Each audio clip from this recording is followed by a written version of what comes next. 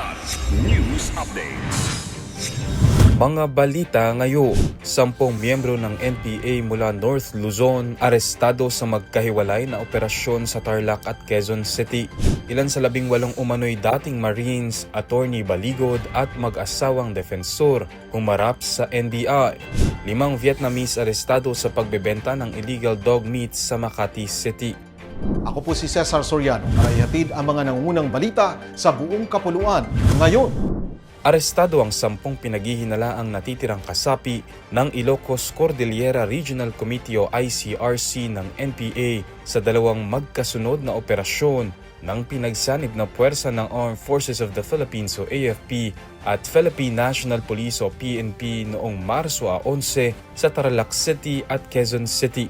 Ayon sa 5th Infantry Division, 7 sa mga sospek ang naaresto sa barangay Baras-Baras, Tarlac City sa bisa ng mga warrant of arrest kaugnay ng iba't ibang kaso kabilang ang attempted murder, frustrated murder, destructive arson at qualified trafficking in persons. Samantala 3 pang personalidad ang naaresto sa isang condominium unit sa Fairview, Quezon City kabilang si Bobby Calciao alias Lucky na nahaharap sa ilang kasong kriminal tulad ng frustrated murder, destructive arson at attempted murder. Nilinaw din ng otoridad na bagamat 11 unang iniulat na arestado, sumasailalim pa sa beripikasyon ng isang individual upang matukoy ang koneksyon nito sa iba pang naaresto. Kasalukuyang nasa kustodiya ng pulisya ang mga individual habang isinasagawa ang kaukulang dokumentasyon at legal na proseso laban sa kanila.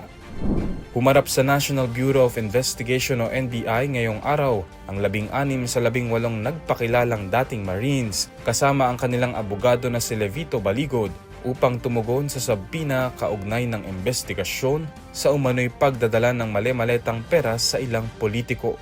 Sinabi ni Baligod na handa silang makipagtulungan at ibibigay ang serial numbers at mga ID na permado umano ni Zaldico bilang patunay na empleyado ang ilan sa kanila. Ito ay matapos ihayag ni NBI Director Melvin Matibag na 8 sa 18 katao ay hindi umano empleyado ni Ko. Ayon pa kay Baligod, 16 sa grupo ay dating Marines habang 2 ay dating miyembro ng Philippine Army. Kasunod nito, tumugon din sa sabina ng NBI si dating kongresista Mike Defensor kasama ang kanyang counsel na si Attorney Ferdinand Topacio. Una ring humarap sa NBI ang may bahay ni Defensor na si Julie na kabilang din sa ipinasabina ng ahensya. Arestado ng pinagsanib na puwersa ng National Bureau of Investigation o NBI at Meat Inspection Service o MIS ang 5 Vietnamese national na sangkot sa illegal na dog meat processing at online selling operation sa Makati City. Ayon sa NBI, nabunyag ang illegal na operasyon ng mga dayuhan matapos ang isinagawang test buy kung saan na-i-deliver ang hinihinalang dog meat sa isang undercover agent.